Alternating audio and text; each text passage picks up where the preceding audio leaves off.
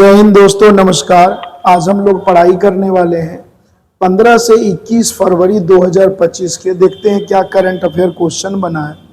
तो सबसे पहले सवाल पूछा जाए कि भाई फरवरी के माह में एक बेटा मीटिंग हुई है, एक का नाम है मीगा और दूसरी का नाम है मागा। ये दोनों जो बेटा मीटिंग हुई है किस दो देश के बीच हुई है, ये पूछा जा सकता है। तो यह जो हुई है भारत और यूएसए के बीच हुई है। जब नई सरकार ट्रंप की सरकार बनी थी तो भारतीय प्रधानमंत्री के तरफ से मीगा और मागा और ट्रंप की सरकार की ओर से किया गया था। कई बार हो सकता है कि बेटा मीगा का फुल फॉर्म पूछ दिया जाए। तो मीगा का फुल फॉर्म यदि हम लोग बात करें तो इसका नाम है मेक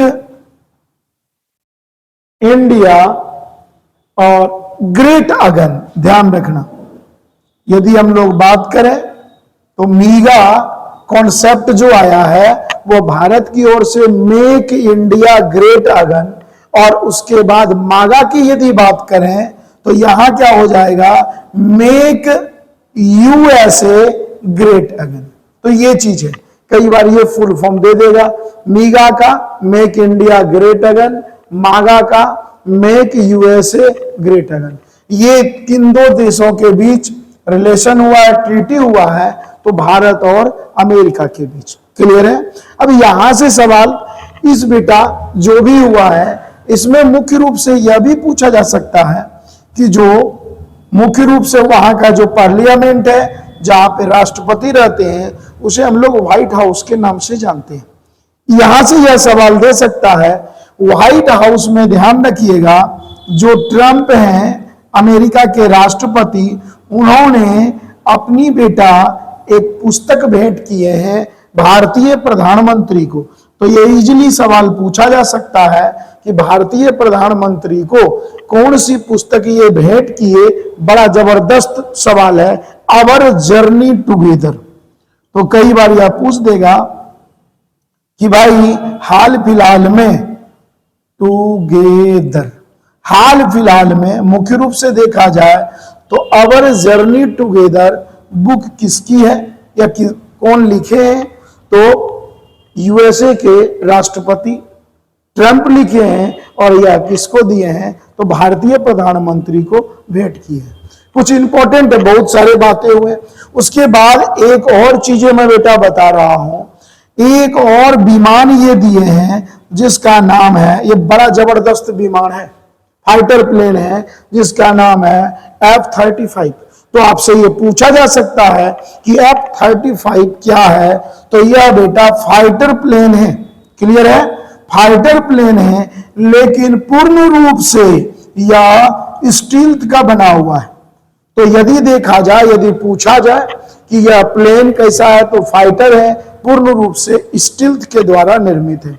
और यह ध्यान रखिएगा, यह जो फाइटर प्लेन है बेटा, सिर्फ भारत को यदि हम छोड़ देते हैं तो सिर्फ 3 ही कंट्री के पास, पहले की बात करें तो यूएसए, दूसरे की बात करें तो रूस, और तीसरे की बात करें तो इस तरह के जो विमान है, ठीक है, स्टील्थ टेक्नोलॉजी आधारित, वो 3 देश के पास, अमेरिका, रूस और चाइना। अब चौथा देश कौन सा बना है, तो भारत बना है। यह भी सवाल पूछा जा सकता है कि हाल फिलहाल में भारत सरकार के द्वारा F-35 जो स्टील्थ जो विमान खरीदे गए हैं वो मुख्य रूप से किस देश से, तो यूएसए से इसे परचेज किया गया है। तो बड़ा जबरदस्त ये सवाल है, यहां से आप लोग कवर कर लीजिएगा। क्लियर है। अब भाई आगे देखते हैं, अगले सवाल की ओर बढ़ते हैं। क्या भाई पूछा गया है 15 फरवरी में, कौन कौन से चर्चे में रहे हैं। अगले पॉइंट्स की ओर बेटा बढ़ते हैं। तो अगला पॉइंट्स सीधा सीधा पूछा यह भी जा सकता है कि ये जो विमान है ये कितने पीढ़ी के थे। तो ध्यान रखिएगा, ये F-35 जो विमान है 5th जनरेशन के हैं, जो प्रेजेंट टाइम में कितने देश के पास हैं, तो सिर्फ 4 देश के पास। वो देश कौन कौन से हैं, तो यूएसए एक हो गया। बार बार रिपीट में इसलिए कर रहा हूं, यहां से क्वेश्चन पूछेंगे। दूसरा रसिया हो गया, तीसरा चाइना हो गया, और चौथा अभी भारत क्या किया है, खरीदा है किस देश से, तो अमेरिका से। क्लियर है। इसके बाद यदि देखा जाए, सीधा सा पूछा जाएगा कि अभी 38वें नंबर का, ध्यान रखिएगा 38 नंबर का राष्ट्रीय खेल का आयोजन कहाँ हुआ था, राज्य यदि बेटा पूछेगा तो राज्य में क्या हो जाएगा, उत्तराखंड, और प्लेस की यदि बात पूछेगा तो हल्द्वानी। ध्यान रखिएगा, हल्द्वानी कहां पड़ता है, उत्तराखंड में। तो 38वें नंबर का राष्ट्रीय खेल का आयोजन उत्तराखंड के हल्द्वानी में आयोजित की गई।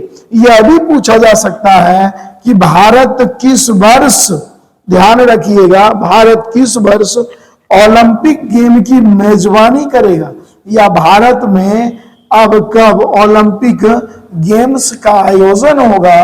तो यह गेम बेटा कब खेला जाएगा भारत में, तो 2036 में।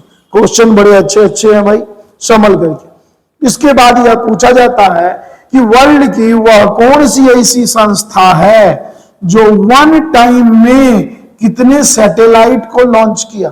तो विश्व की सबसे बड़ी जो ऑर्गेनाइजेशन है जो वन टाइम में बेटा 104 सैटेलाइट को लॉन्च किया, उसका नाम क्या है, इसरो।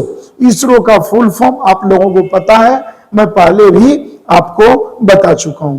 और यदि पूछा जाए यह जो विश्व रिकॉर्ड जो इसरो को मिला वह किस वर्ष, तो 2017 में इसरो के द्वारा 104 सैटेलाइट को वन टाइम में लॉन्च किया, और ऐसा करने वाला विश्व का पहला देश अपना भारत बन गया।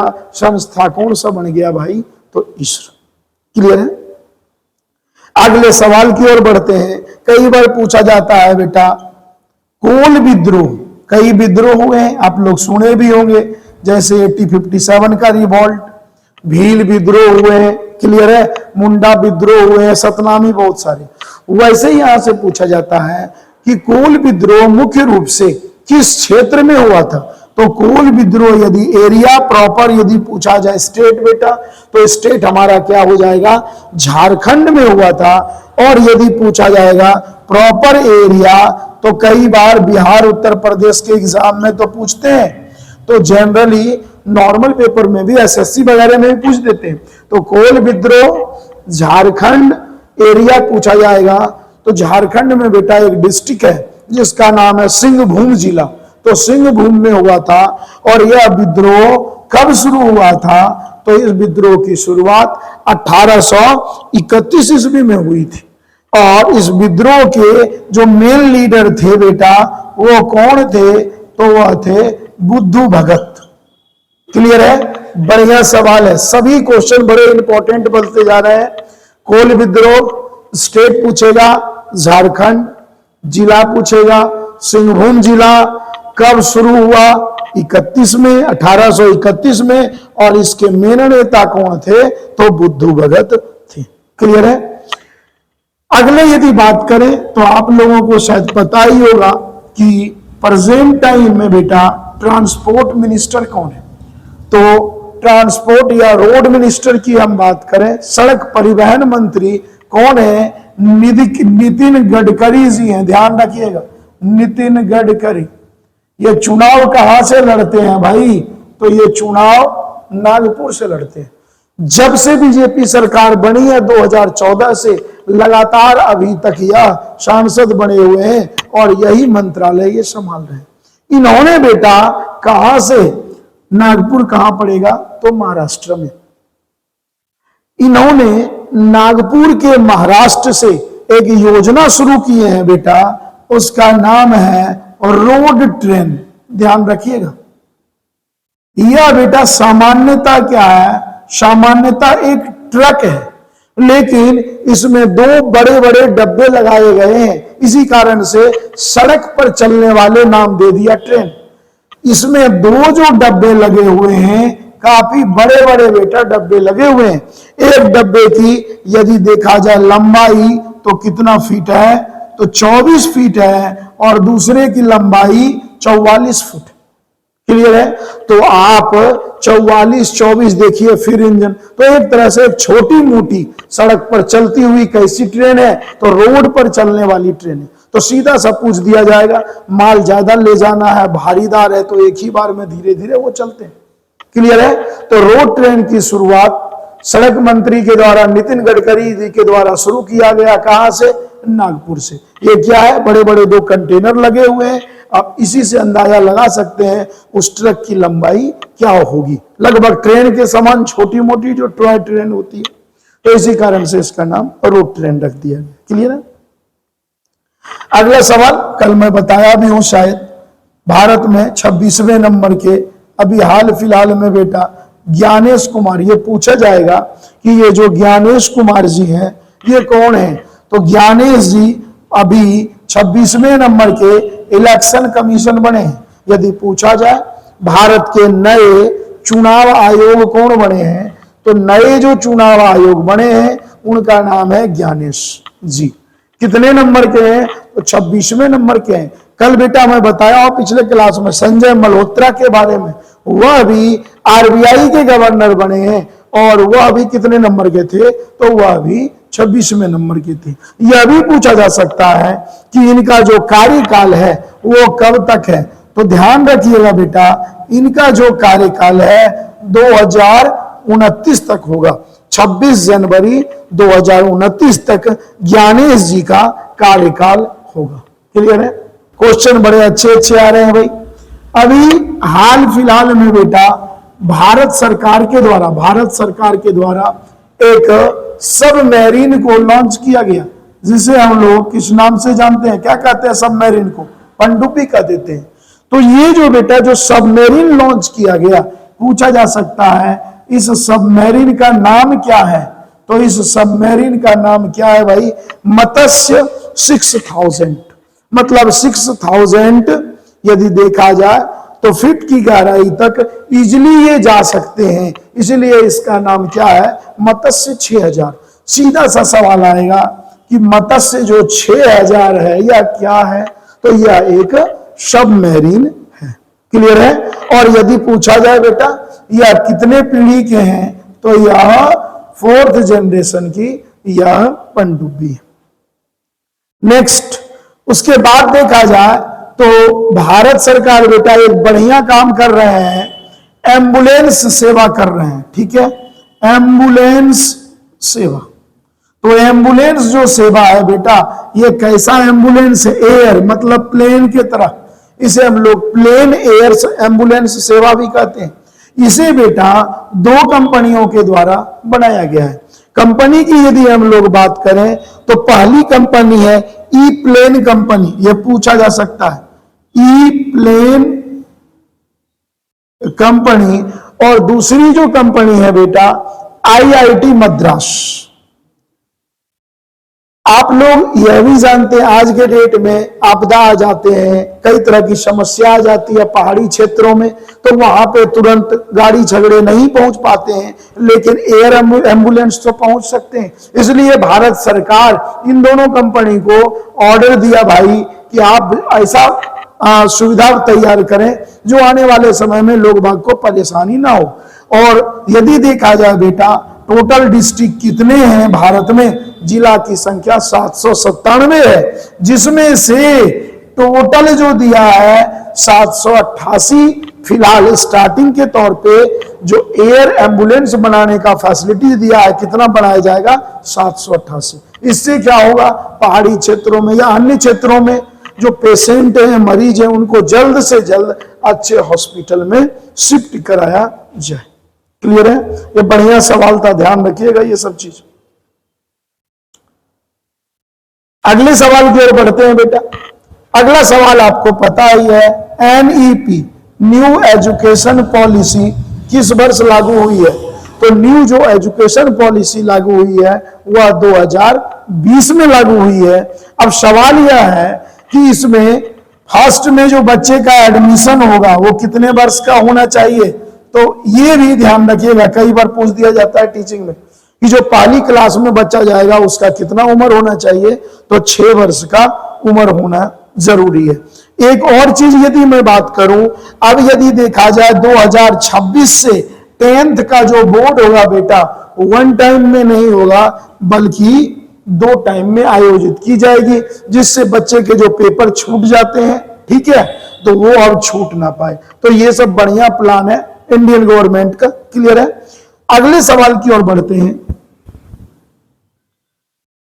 अभी यदि देखिएगा बेटा, प्राइवेसी का बड़ा तगड़ा मुद्दा है, छोटे छोटे बच्चों में भी है डॉक्यूमेंट प्राइवेसी, या आपने कहा लिव इन रिलेशनशिप, बहुत तगड़ा अभी कोर्ट के द्वारा दिया गया है, लिव इन रिलेशनशिप, कि लोग अपने साथ लिव इन रिलेशन में रह सकते हैं। तो ये पूछा जाएगा या मुख्य रूप से किस आर्टिकल में है, तो आर्टिकल 21 के जरिए, इसे कहते हैं हम लोग निजता की चर्चा। तो ये प्राइवेसी है, तो कोई भी व्यक्ति लिव इन रिलेशन में रह सकते हैं, ये सुप्रीम कोर्ट वाले दे दिए फैसला।